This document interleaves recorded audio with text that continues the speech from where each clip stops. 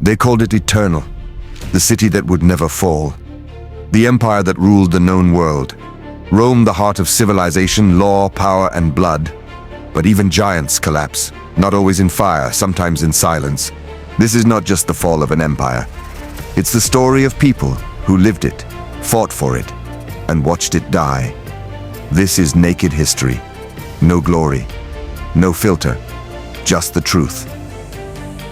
Long before emperors wore golden crowns, Rome was a muddy village of shepherds and warriors. 7 hills, dirt roads, no kings, no gods yet, just grit.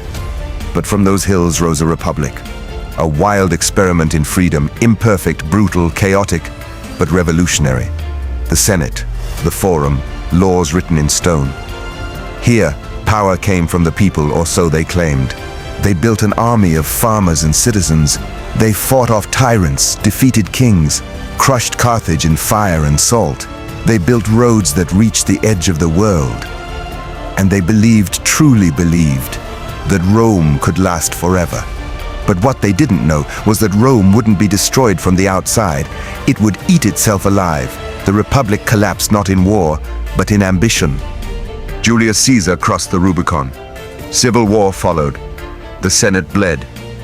And Rome crowned its first emperor, Augustus.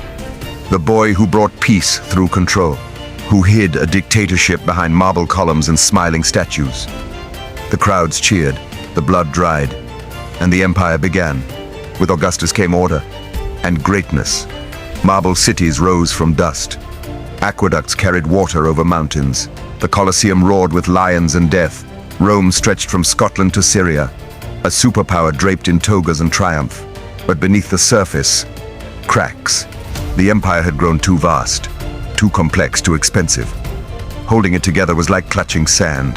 To fund the legions, taxes crushed the poor. Small farmers vanished. Slaves took their land. The gap between rich and poor became a canyon.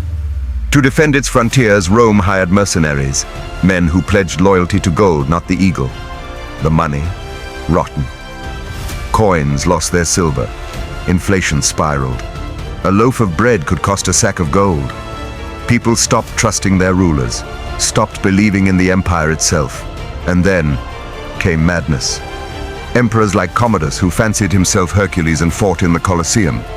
Like Elagabalus, who wore pearls and sacrificed to the sun while Rome starved. Like Caracalla, who murdered his brother at a banquet and bathed in his blood. The throne changed hands not by law, but by assassination. Generals became emperors.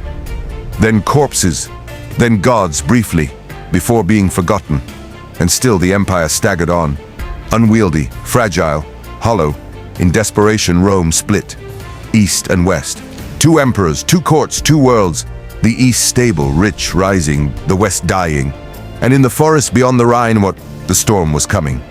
Germanic tribes pressed at the borders. The Franks, the Goths, the Vandals. Some came to raid.